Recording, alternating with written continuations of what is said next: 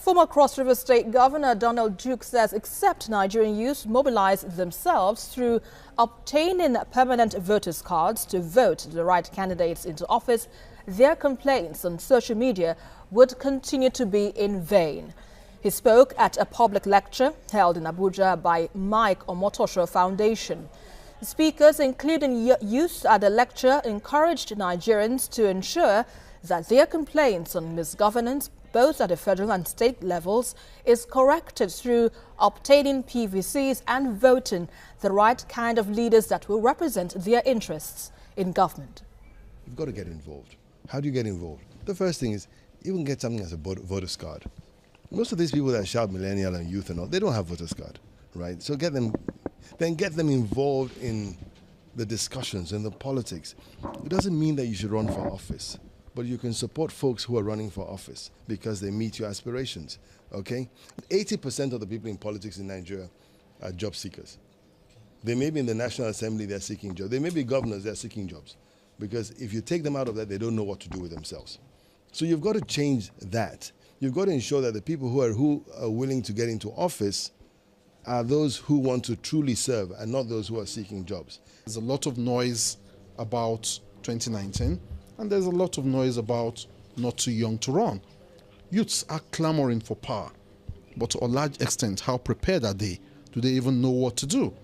So this year's lecture gives everybody the opportunity to come together and decide on how best to empower millennials, because to a large extent this is a significant population in Nigeria and they cannot be ignored. And if they're making a lot of noise and nobody is doing anything about it, there may be crisis. So they need to have their voice, and their voices indeed heard all over. Well, joining me now to talk about the quest for youth inclusion in Nigerian politics is a presidential aspirant, Ahmed Buhari. Good to have you here on the News Hour. So yes, we've heard Donald Duke, former governor of Cross River State, talking about the youth involvement in politics, which isn't, well, what one is expecting to see right now. But how would you assess the level of youth involvement in politics in Nigeria today? Thank you for having me. I think a lot of young people are more interested in politics now than they were 5 years ago. And the reason is because they're more enlightened, there are more sources of information that we can get access to and understand what we're supposed to do. I was at that event yesterday and I remembered I did counter what the former governor spoke about, youth's readiness, and also he made very clear indications that the experience has to be there.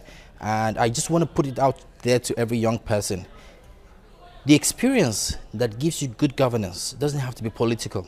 Really? So what kind of experience are we looking at? You can get experience from any field. What is most important is a system that works. So that system that works is what is expected to checkmate the inadequacies that we find the politicians present to us. So however you want to look at it, we've got people in government that have been there from the councillor level to the chairman level. They've been governors twice, they've been senators, and we still cannot tell very clearly how their own style of governance has profited the Nigerian people.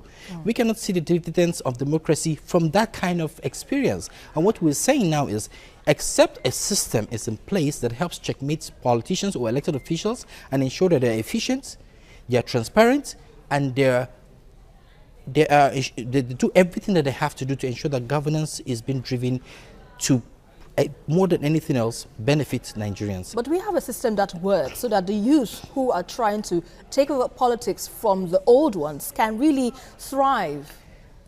What system is that? Well, there are lots of systems that we would say in Nigeria that doesn't work.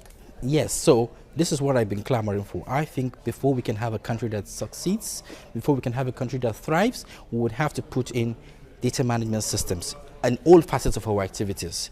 It's that data management system that would ensure that the civil servant is upright. It's that the data management service that will ensure that the immigration service is upright, and with the influx of people killing our people in Benue and other places, it's not going to happen, because at that point in time, every single person you see has got a reason to call himself a Nigerian. There is something that identifies you as a Nigerian. It is that thing that gives you access to every nook and cranny of this country. But if you do not have that in place, then everybody is free to do whatever they want to do.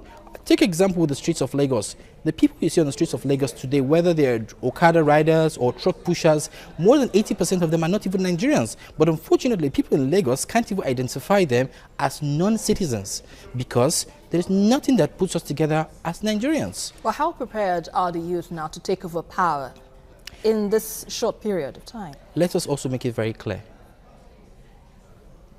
Age is not a function of good leadership. Right. And so when you talk about youth, you when you talk about young and all of those things, I keep wondering, what age bracket are we looking at? Because we're talking about people that are in their 40s or aspiring, and you still hear people say, oh, you're still young. And I'm thinking, the human brain really starts winding down even at 40. So do you expect people who are in their 50s and 60s to outperform people who have got all the energy?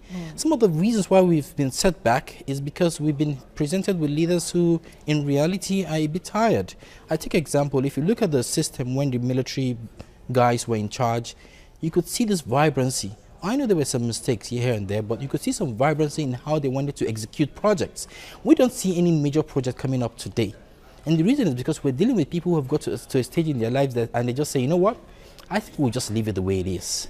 And what do you think is responsible for that docile attitude? It comes with the age. Your dad was stricter when he was younger. As he grows older, he just relaxes. It's just normal with human life. You know, that's how we've been modeled. That's how we've become as people. We get to a certain age and we don't want to try anything else. You tell him, this is how best your business can work. And he tells you, this is what I've always done all my life. Leave it the way it is like that. But what worked for you in the 70s certainly will not work for you in 2018. So now 2019 elections is just around the corner. Yes. Do you think a youth can take over power? Absolutely. So why do you have that optimism? The optimism I have right now is because yesterday, for example, at that same event, I saw the hall was filled with about 85% young people. People who want to hear something different. People who are hungry to see something work. Somebody was, some time ago, I was on an interview and somebody said, we've heard everything. And I said, don't say that. You can't possibly be alive and believe you've heard everything. There's always something new out there that we should be looking for. And hopefully, when we find it, Nigeria could actually be heading for a better position, at least in the global space. All right, as a presidential aspirant now, what would you be bringing to the table so that we can see that we have a different, brand or different species? First, absolutely. A different species is fine to use that, because right now the people are frustrated, the people are discontented, people want to see something that is going to revive that lost hope. And more than anything else, what we are clamoring for is not to take over power just because we are hungry for power. We want to ensure that everybody is included, whether you're old, whether you're young, and except we have that inclusivity, we cannot move forward, especially when it comes across with the ethnicity, the religion. I think we've had a few people who have held on to power and have not been able to break that barrier. And that's why I keep saying hate is not the first enemy of love. It is fear, because fear destroys the ability to trust. And that fear that exists is because we've not been able to talk to each other and understand that we're more of the same than different. Our generation wants that to happen, and that is why we insist that the only way we can have Nigeria working is if we can leverage on our comparative economic advantages. That comparative economic advantage is what will make you and I want to do things together. And at that time, we'll not be concerned about whether you are Christian or Muslim.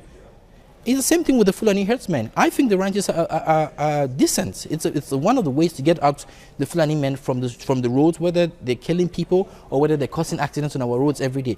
Get them out of the road. Get them into ranches. When you put them into ranches, the economic viability of them being in ranches is even greater for the country. You can have dairy farms moved close to the ranches and have a proper milking system. You can have abattoirs next to the ranches and have a proper abattoir system. You can even have a proper taxation regime for these herdsmen. I don't know why we know these things and we don't want to do them, but somebody tells me we've heard it all. Well, we hope that we get to do things rightly. This time around, I'd like to thank you very much, Presidential Aspirant Ahmed Buhari, for all you've said on TVC News. Thank you, I appreciate it. Thank you.